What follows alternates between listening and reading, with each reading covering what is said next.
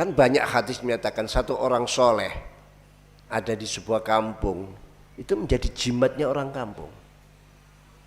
Apalagi kalau sampai 3 sampai 10.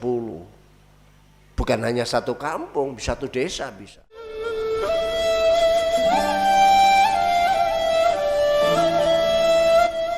Ilmu itu akan selalu berkaitan dengan ilmu yang lain.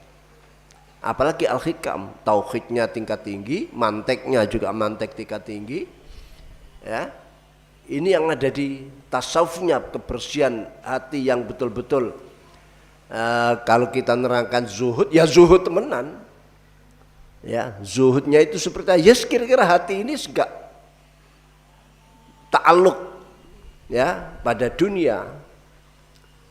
Dan sehingga dia bisa biasa berteman dengan dunia tapi tanpa mengikut sertakan hati, tanpa hati ini terpengaruh. Jadi didampingi dunia, didampingi fasilitas, kemewahan apa, tapi tidak pernah hatinya itu terpengaruh dengan itu semua.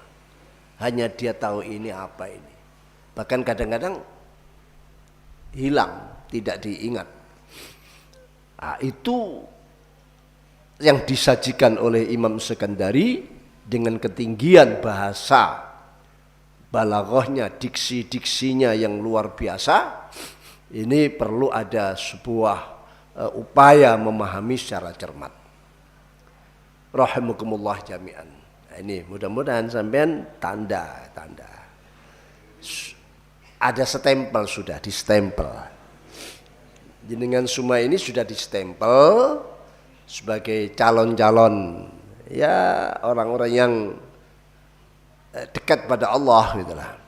Tinggal kita menanti kapan sertifikatnya keluar. Nah ini ya, kapan sertifikatnya kita terima kan itu lah. Itu yang kita harapkan. Yo istiqomah. Karena ilmu itu yang masih yang kita dapat sampai sekarang itu masih pucuk kuku ini hitam. Ilmu saya, ilmu panjenengan semua itu masih segini. Sak pucuke kuku. Ya. Sungguh kalau sama tidak percaya, ayo ketokan kuku. Jadi bagaimana beliau yang sudah seperti itu makomnya di dalam munajat beliau, ya, beliau masih menginginkan hakikni bihaqi ahlil qurb, ahlinil qurb, wasluk bi masalika ahlil jadab. Ya Allah, takihkan kami, pahamkan kami dengan pemahaman yang muhaqqaq, dengan pemahaman yang tahqiq. Tahqiq itu sesuatu yang ditemukan seperti apa adanya, diperkuat dengan dalilnya sekali. Itu tahqiq. Jadi kalau ada seorang ulama, dia mendapatkan lakop gelar al-muhaqqiq, itu artinya beliau ini sudah menemukan masalah itu, ya, kenyataan itu, masalah-masalah yang sedang dibahas itu disertai dalilnya sekali. Itu tahqiq. Nah, di atasnya ada mudakkik, lebih lembut lagi mudakkik ini. Jadi tadqiq lebih lembut lagi. Dalil yang sudah didapatkan atas sebuah penemuan, sebuah tasawur, sebuah hukum yang ditemukan diperkuat dengan dalil-dalil yang lain. Jadi dalilnya diperkuat dengan dalil. Itu mudakkik. Nah, kalau muhakkik banyak orang sudah kesifat muhakkik. Tapi kalau mudakkik jarang. Seorang ulama mendapatkan sifat gelar mudakkik ini jarang. Sebagai tanda bahwa ilmu kita ini masih kecil. Ya. Wa ma utitum minal ilmi illa qalila. Kita diberi ilmu itu masih sedikit sekali, qalil, ya. Nah ini. Jadi permohonan beliau, ya Allah, tahqiqkan kami seperti apa yang dialami oleh orang-orang yang telah minal muqarrabin, ya. Orang muqarrabin ini ya katakan yang pertama ya para anbiya dan rasul, ya. Di bawahnya ya para sahabat, para orang-orang salafus saleh itulah.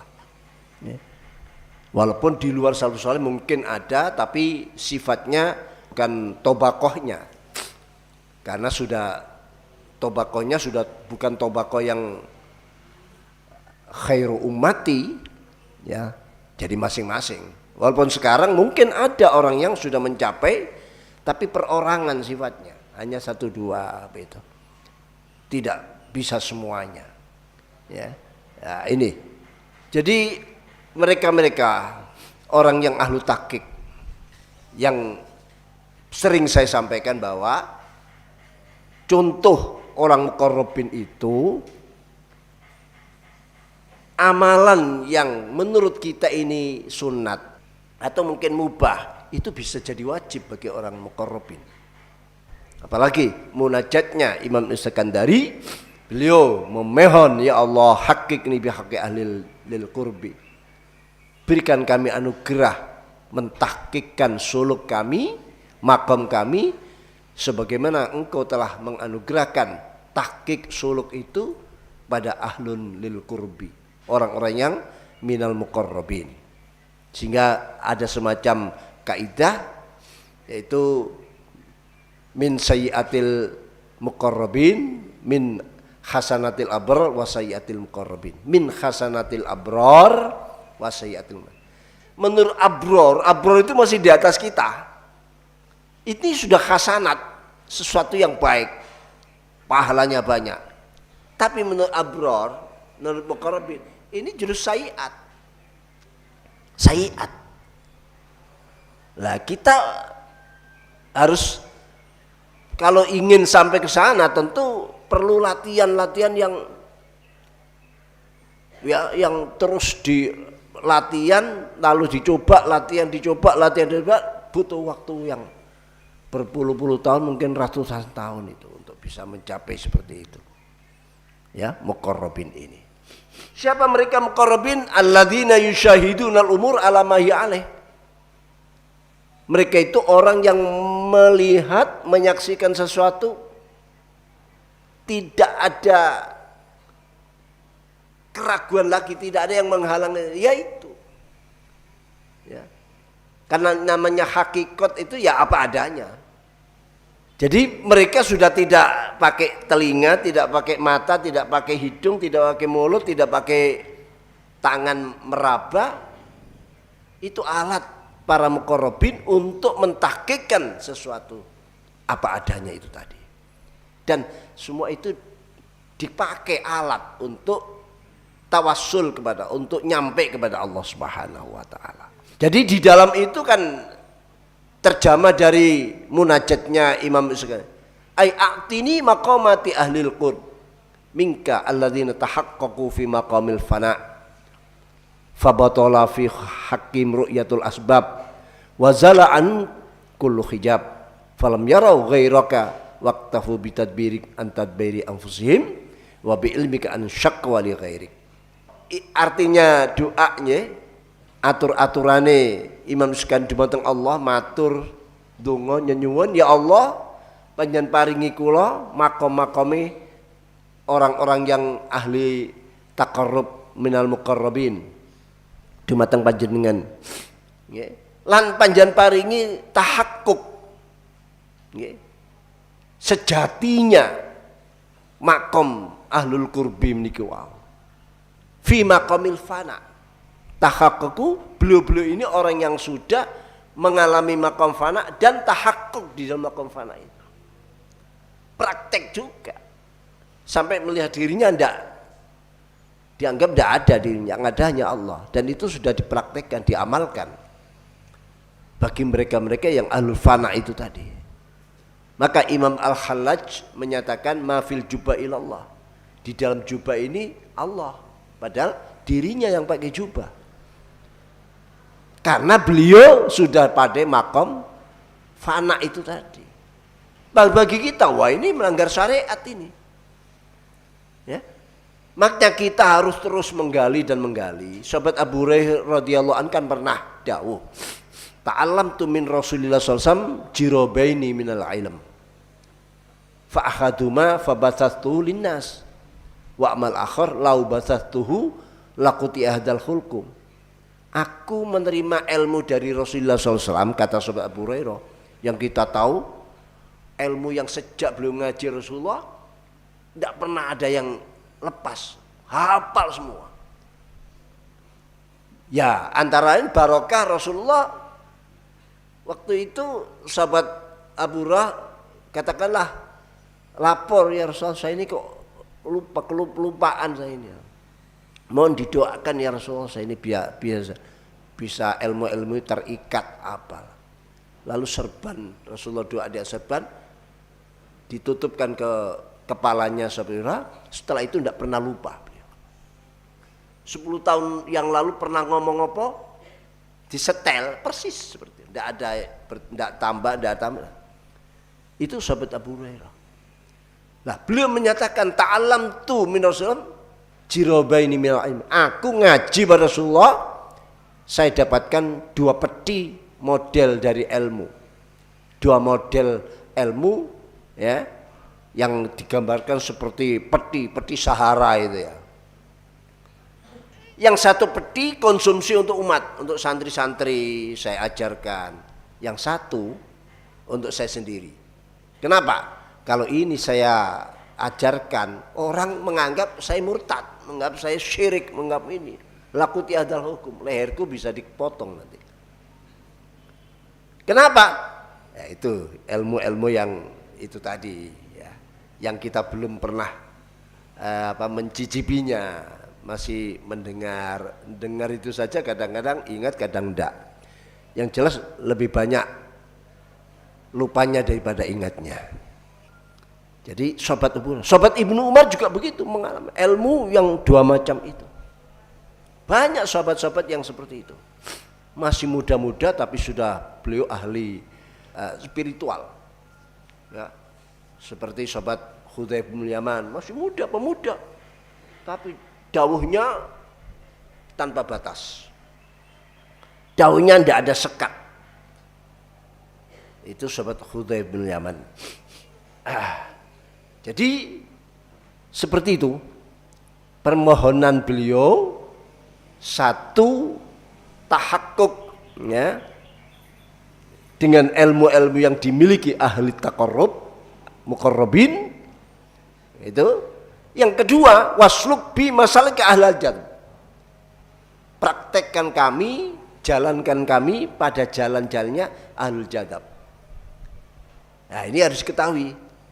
Kalau sampean ingin ilmu yang jadab itu tadi, ya, wa yajtabi ilaihi, Allah menarik ya, orang ini tiba-tiba ditarik menjadi muqarrabin, ini harus melalui suluk dulu, melalui ini tahqiq ahlul qurbi. Ahlul qurbi itu melalui suluk. Tidak bisa orang tanpa suluk lalu dia mengharapkan ilmu jadab itu tadi. Jadi begini aslinya, majdub atau ilmu jadab, ahlul jadab tidak bisa didapatkan sebelum dia suluk dulu. Ya, sebelum dia yang ngaji seperti inilah. Ya, suluknya ngaji seperti ini. Itu aslinya. Tapi bisa juga zat jadab ini diterima seseorang, mungkin dia suluk tapi tidak begitu, ya cuma wajib sunat itu saja yang dilakukan, tapi ternyata dapat ilmu yang jadab ini tadi. Kenapa? Karena ini adalah jasa dari orang tuanya atau mbah-mbahnya. Yang tirakat dulu itu orang tua atau mbah-mbahnya. Bahkan Quran kan pernah itu, ada waktu Nabi Khidir yang bersama Nabiullah Musa ya, yang di situ membangun rumah yang mau roboh. Di dalamnya itu karena ada timbunan harta karun. Padahal beliau berdua ini dalam keadaan kelaparan, sudah kehabisan bekal, minta-minta. Orang tidak punya bekal minta kan boleh, Orang naik Mercy tapi tidak punya air, tidak ada orang jualan tidak punya, minta turun ke rumah, boleh karena memang tidak punya. Nah, itu tidak ada yang memberi. Tapi akhirnya membangun rumah 2 anak yatim yang sudah hampir roboh. Setelah dibangun kembali kokoh, ditinggal, diserahkan tinggal. Makanya bisanya kok kita tidak minta upah, paling tidak diijoli makanan lah begitu. Kita ini kelaparan. Nah, ternyata rahasianya kedua anak ini dulu punya mbah 7 turunan yang minal ulama. Minal ulama. Jadi masih bisa turun. Ulama yang 7 turunan itu karena tirakatnya, ya, karena suluk dan amalnya itu bisa nitis, katakanlah ke ini. Kan banyak hadis menyatakan satu orang soleh ada di sebuah kampung itu menjadi jimatnya orang kampung. Apalagi kalau sampai 3 sampai 10, bukan hanya satu kampung, satu desa bisa. Jadi kalau kita temukan ada anak yang tiba-tiba tidak pernah ngaji, tidak pernah sekolah, tiba-tiba baca kitabnya luar biasa, menguasai kitab, lihat dulu, mungkin nenek moyangnya dulu, mbah-mbahnya dia punya, sudah ada yang ini. Nah, itu. Jadi aslinya memang seperti itu, seperti apa yang didoakan Imam Sukandari, beliau minta haqaiq ahlil qurbi, tapi juga minta masalik ahlil jadbi. Ya, minta masaliknya ahlil jadbi, orang yang diberi ilmu tanpa belajar, diberi ilmu tanpa kuliah, diberi ilmu tanpa. Nah, ini dua-dua ini, dan itu ada bagi kita. Secara umum Al-Baqarah itu menyatakan ittaqullah wa yu'allimukumullah. Rasul menyatakan man ta'allama ilma lillah allamallahu ma lam ya'lam. Nah, itu Allah akan mengajari dia ilmu-ilmu yang dia sendiri tidak pernah tahu. Jadi seperti itu. Wasnubi masal ke al-jadb. Jadi al-jadbi itu adalah orang-orang yang diwusulkan ilallah oleh Allah secara mendadak, ya. Secara mendadak, lalu dibuka hijab-hijabnya oleh Allah. Jadi dia melihat semuanya itu langsung tanpa ada hijab yang menghalangi. Ya, di situ mendapat ilmu-ilmu sir asrar, entah siril asma'illah atau apa gitu, ya Allah yang mengajari mereka. Nah, ya, jadi itu yang diminta. Karena apa? Karena memang perjalanan yang lebih cepat yaitu. Tapi beliau suluk dulu, ya, suluk dulu. Nah, beliau menggabungkan 2 suluk dan jadab ini. Jadab itu memang sebuah makom atau ilmu yang didapatkan dengan super cepat, bahkan mungkin menitan lah dia bisa menghasilkan ilmu-ilmu yang sir asrar tadi.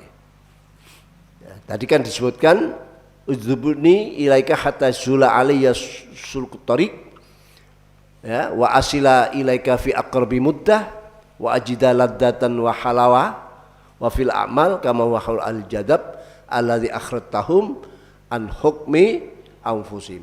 Ya, orang jadab itu orang yang sudah lepas dari nafsunya, sudah tidak ngerekan nafsunya, ya, dijaga oleh Allah. Makanya dalam hadis qudsi alladzi yasma'u biha, ya, warijlahu alladzi yamshi biha, dan seterusnya di sana. Wala in sa'alani la'utiyanak. Coba itu hadis qudsi itu. Ma taqarraba ilayya abdi, kan gitu awalnya itu. Seorang yang taqarrub pada Allah dengan amal-amal, istiqomah dia, ya. Bukan hanya wajib saja yang tapi sunat-sunat juga taqarrub dan ikhlas, faham. Akhirnya oleh Allah angkat, diberikan sebuah keistimewaan. Ucapannya, pandangannya, pendengarannya, kakinya jalan kemana, tangannya mau melakukan apa, itu sudah diatur oleh Allah semua. Sudah refleks dari Allah semua itu. Nah, itu ya. Bahkan ini la insa'alani la utiyannak. La utiyannah. Andai kan dia minta padaku, minta. Di tafsir-tafsirnya sa'ala ini tidak harus doa, kerentek. Maksudnya dia harus doa pakai seperti itu, sekot-sekot seperti itu. Hatinya itu loh, kerentek itu la utiyanah. Ya, karena semua itu ya sudah dengan Allah semua. Jadi hatinya kerentek gitu. Lah orang seperti itu masa minta disebut Allah kan maha tahu apa kebutuhanmu. Zaman sekarang butuh apa? Allah tahu. 10 tahun yang akan datang butuh apa? Allah tahu. Ya. Sampean belum butuh, nantinya butuh, Allah sudah tahu. Jadi pada diri kita ini yang kita punya adalah ya keterpaksaan itu. Terpaksa itu tanda orang yang tidak punya kemuliaan, tidak punya makom, tidak punya apa gitu ya. Pokoknya rendah lah istilahnya. Seperti itu gambaran-gambaran beliau itu tadi. Memilih menyerahkan ikhtiar kepada Allah aman. Kalau dia memakai ikhtiarnya sendiri, tidak akan berguna apa-apa. Loh kok bisa begitu? Lah bagaimana berguna wong semua itu yang menentukan Allah. Saya milih ini, si merah. Allah sudah menentukan memang merah. Jadi saya milih merah itu tidak lepas dari takdir Allah. Yang kedua, akan terjadi su'ul adab pada Allah. Kurang ajar pada Allah. Kok koyok disi Gusti Allah, ayo Allah dipilihkan. Aku milih merah saja kan sama dengan tak pilih Gusti Allah, tak pilih no merah itu sepertinya. Padahal Allah yang memilihkan itu, menggerakkan. Yang ketiga, perbuatan seperti itu sama dengan menyia-nyiakan waktu. Buat apa kita milih itu sampai menghabiskan waktu? Padahal itu tidak lepas dari takdir Allah. Serahkan saja pada Allah. Sekali lagi, bukan berarti kita itu tidak punya pilihan. Sekali lagi yang saya maksud milih pilihan Allah, tidak pilihan itu maksudnya tetap kita melakukan pilihan kita, tapi pilihan yang terukur, tidak sampai menggeser pada pilihan Allah itu tadi. Nah itu loh. Ya. Jadi kita milih bagus mana ini, bagus ini, tetap. Ya. Tapi itu terukur, tidak sampai kita menganggap ini pilihanku, kunya ini jangan muncul, akunya jangan muncul.